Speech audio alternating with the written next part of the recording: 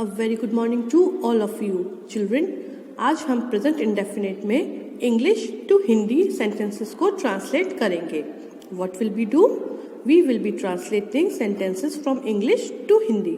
कल तक हमने जो सेंटेंसेस देखे थे उनको हमने हिंदी टू इंग्लिश ट्रांसलेट किए थे, but today we will do reverse of it. Okay, तो चलिए शुरू करते हैं। लेकिन पहले एक बार हम स्ट्रक्चर को दोबारा से पढ़ लेते हैं, बिकॉज अभी तक तो आपको स्ट्रक्चर समझ में आ ही गया होगा। First we write subject, then verb in its first form and object. Subject, verb and object is the structure of present indefinite tense. ठीक है, तो चलिए अब हम सेंटेंसेस को ट्रांसलेट करते हैं। The first sentence is she blows out the candle. She blows out the candle. आपको इसमें सबसे पहले क्या ढूंढना होता है, मैंने आपको समझाया था। किसी भी सेंटेंस को ट्रांसलेट करने के लिए सबसे पहले हम उसमें ये देखेंगे कि काम कौन सा हो रहा है, और काम हमको पता चलता है या तो क्रिया से हिंदी में या फिर वर्ब से इंग्लिश में। दोनों का मतलब वैसे तो एक ही है, बस इंग्लिश और हिंदी का डिफरेंस है। तो इसमें जो काम हो रहा है वो है ब्लोज आउट। कौन सा काम हो रहा है? Blows out. आपने एक चीज और नोटिस की, शी हमारा सब्जेक्ट सिंगुलर है और वर्ब हमारी है ब्लो आउट। वर्ब कौन सी है इसमें? Blow out. लेकिन जो मैंने सिंगुलर सब्जेक्ट के अकॉर्डिंग एस लगाया है वो वर्ब वाले पोर्शन में लगाया है, ना कि प्रेपोजिशन वाले पोर्शन में, क्योंकि जो हम चेंजेस करते हैं वो हमेशा कहाँ करते हैं? वर्ब के पोर्शन में करते हैं, ना कि प्रेपोजिशन के। तो ब्लो हमारी मेन वर्ब है, इसी में हमने एस लगा दिया, तो she blows out the candle. अब ब्लोज आउट वर्ब हो गई और इसकी हिंदी होती है बुझाना, राइट? तो बुझाने का काम कौन कर रहा है? शी, मतलब कि वह एक लड़की है। तो हम यहाँ लिख देते हैं वह। ठीक है, तो वह क्या कर रही है? बुझा रही है। क्या बुझा रही है? कैंडल, मतलब कि मोमबत्ती। हिंदी से इंग्लिश में ट्रांसलेट करने में तो हमारा स्ट्रक्चर काम में आ जाता है, बट व्हाट टू डू जब हमको इंग्लिश से हिंदी में ट्रांसलेट करना है? First of all we have to find out the subject, और सब्जेक्ट को लेने के बाद मैंने पहले भी कई बार बताया है, मोस्टली सेंटेंसेस में सेंटेंस को हम लास्ट से हिंदी में लिखना शुरू कर देते हैं। तो वह अब सेंटेंस के पीछे आ गए, मोमबत्ती को बुझाती है, सेंटेंस कंप्लीट। Got it? तो अब लिख देते हैं वह मोम बत्ती को, और यहाँ पर बुझाती है। Got it? वह मोमबत्ती को बुझाती है। They drink the hot milk. Second sentence क्या है? They drink the hot milk. अब इसमें काम कौन सा हो रहा है? ड्रिंक, मतलब पीने का। पीने का काम कौन कर रहा है? दे। तो दे की इंग्लिश, दे की हिंदी होती है वे। दे की हिंदी क्या होती है? वे। अब हमें क्या करना है? सेंटेंस के पीछे आना है, राइट? तो वे और सेंटेंस के पीछे क्यों? क्योंकि हमने हिंदी ग्रामर में क्रिया के चैप्टर में पढ़ा था, जो क्रिया होती है वो वाक्य के एंड में होती है। क्रिया और सहायक क्रिया कहाँ पर होती हैं? सेंटेंस के एंड में होती हैं। तो वे क्या पीते हैं? गर्म दूध। क्या पीते हैं? गर्म दूध। तो वे गर्म दूध पीते हैं। सेंटेंस खत्म। अब हम अगले दो सेंटेंसेस को देखते हैं। I filter the water before drinking. I filter the water before drinking. अब इसमें वर्ब कौन सी है? काम कौन सा हो रहा है? आप बोलेंगे मैम इसमें दो वर्ब हैं, एक फिल्टर और एक ड्रिंकिंग, राइट? इसमें आपको कंफ्यूज होने की जरूरत नहीं है। इसमें आप वो वर्ब लेंगे जो पहले आई है। जो पहले आई है वो हमारी मेन वर्ब होती है सेंटेंस में। तो इसमें मेन वर्ब है फिल्टर, मतलब कि छानना, राइट? अब फिल्टर करने का काम कौन कर रहा है? आई। आई की हिंदी होती है मैं, तो मैं लिख देती हूँ यहाँ पर मैं। अब मैं क्या कर रही हूँ? छान रही हूँ। क्या छान रही हूँ? पानी। कब छान रही हूँ? Before drinking. तो सब्जेक्ट ले लिया और सेंटेंस के पीछे मैं पीने से पहले, इसकी हिंदी तो पीना ही रहेगी, मैं पीने से पहले पानी को छानती हूँ।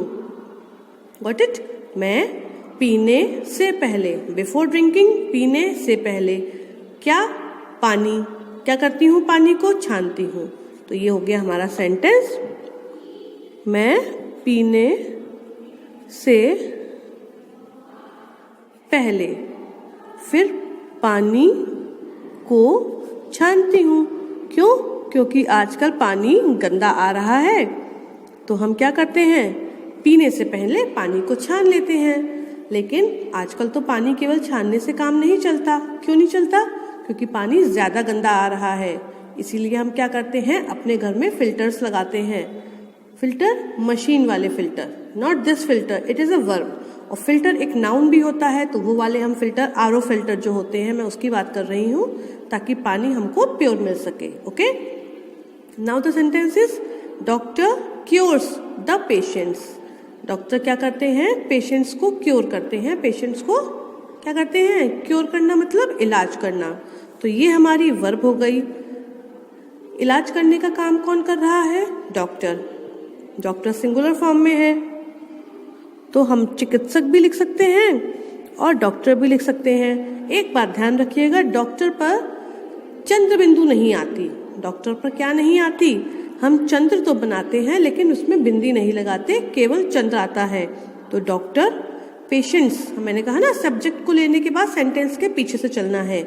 डॉक्टर, पेशेंट्स मतलब होता है मरीज, तो मरीजों का क्या करता है? मरीजों का डॉक्टर इलाज करता है। तो यहाँ पर हम लिख देते हैं इलाज करता है। Sentence complete. डॉक्टर मरीजों का इलाज करता है। यहाँ पर बिंदी है क्योंकि पेशेंट्स प्लूरल में है और यहाँ पर बिंदी लगाई हुई है। ओके, अब हम देखते हैं next two sentences. We paste the paper with the glue. क्या है हमारा sentence? We paste the paper with the glue. अब इसमें काम कौन सा हो रहा है? पेस्ट मतलब चिपकाने का, किसी चीज को चिपकाने का। क्या कौन चिपका रहा है? सबसे पहले पूछना है कौन। ये काम कौन कर रहा है, चाहे इंग्लिश हो या हिंदी। तो चिपकाने का काम कौन कर रहा है? वी मतलब हम। तो हम, अब हम क्या करेंगे? सेंटेंस के पीछे से चलते हैं। हम चिपका रहे हैं। क्या चिपका रहे हैं? पेपर। किससे चिपका रहे हैं? गोंद से।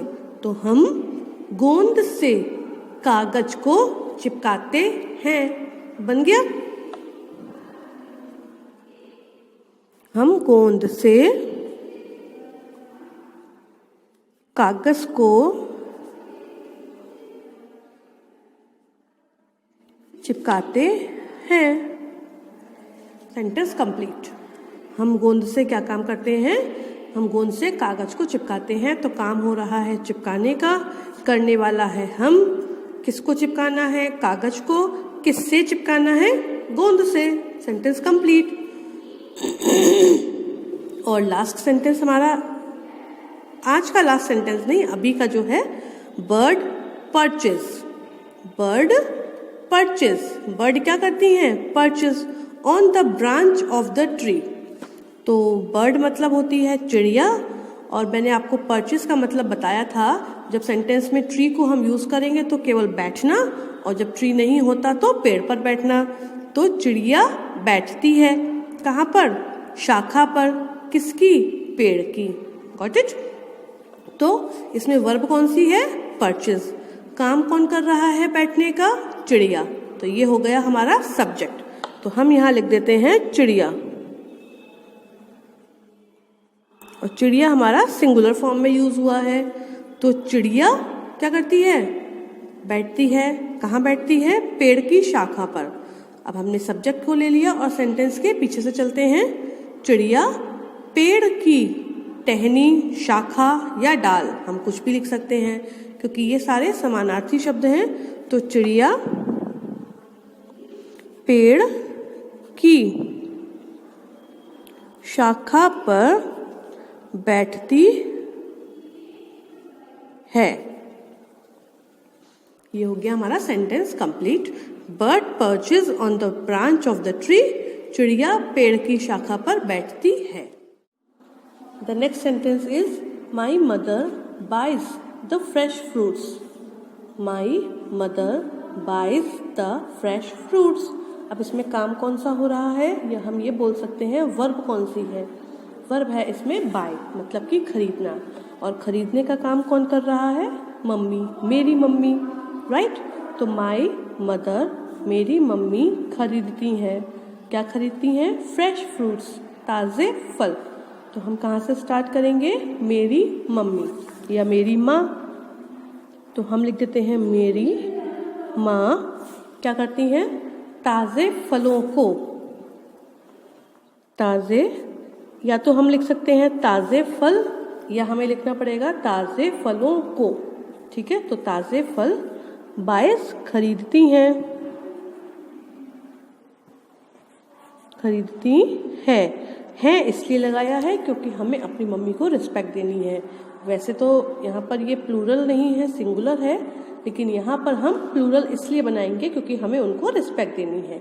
मेरी माँ ताज़े फल खरीदती हैं, या फिर मेरी माँ ताज़े फलों को खरीदती है। The next one is talkative boy stands behind the tree.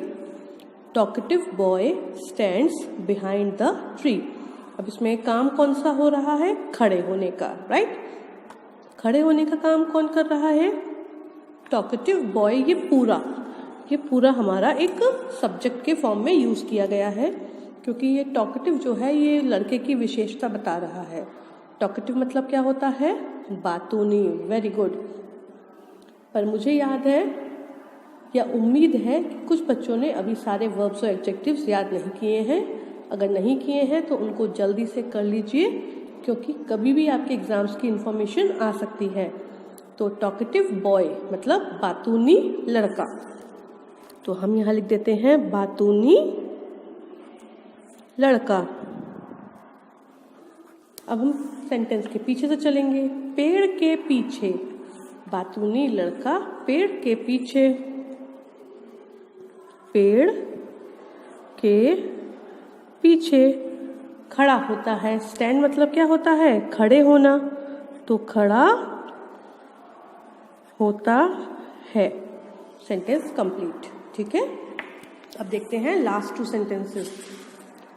And one of the last two sentences is he answers my question. He answers my question. तो इसमें सब्जेक्ट कौन सा है, ऐसे ही बता सकते हैं क्या आप? चलिए पहले हम वर्ब को फाइंड आउट करते हैं। वर्ब है आंसर। वर्ब क्या है हमारी, आंसर। अब आंसर करने का जो उत्तर देने का काम है वो कौन कर रहा है, ही। तो वह क्या करता है, सवालों का उत्तर देता है, मेरे सवालों का। तो वह मेरे सवालों का लिखेंगे या फिर प्रश्नों का लिखेंगे, हम कुछ भी लिख सकते हैं। सवालों का उत्तर देता है। वह क्या काम करता है, मेरे सवालों का उत्तर देता है। And the last one is carpenter bangs the nail from the hammer. Carpenter क्या काम करता है, नेल को बैंग करता है हैमर के साथ। हैमर मतलब होता है हथौड़ा, और नेल मतलब यहाँ पर नाखून नहीं है, नेल मतलब है यहाँ पर कील। नेल का मतलब यहाँ पर क्या है, जो कील होती है जिसको हथौड़े से हम मारते हैं वो।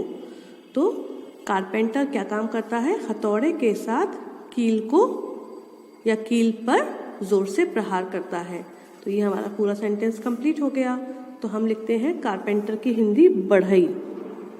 बढ़ई। फिर सेंटेंस को पीछे से लेंगे। हथौड़े से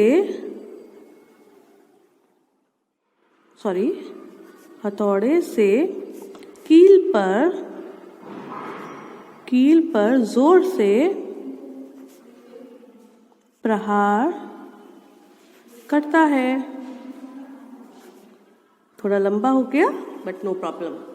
बढ़ई हथौड़े से कील पर जोर से प्रहार करता है, ये यहाँ पे मिस्टेक हो गई, ठीक है। तो ये 10 सेंटेंसेस आपको अपनी नोटबुक्स पर नोट डाउन करने हैं। Good bye.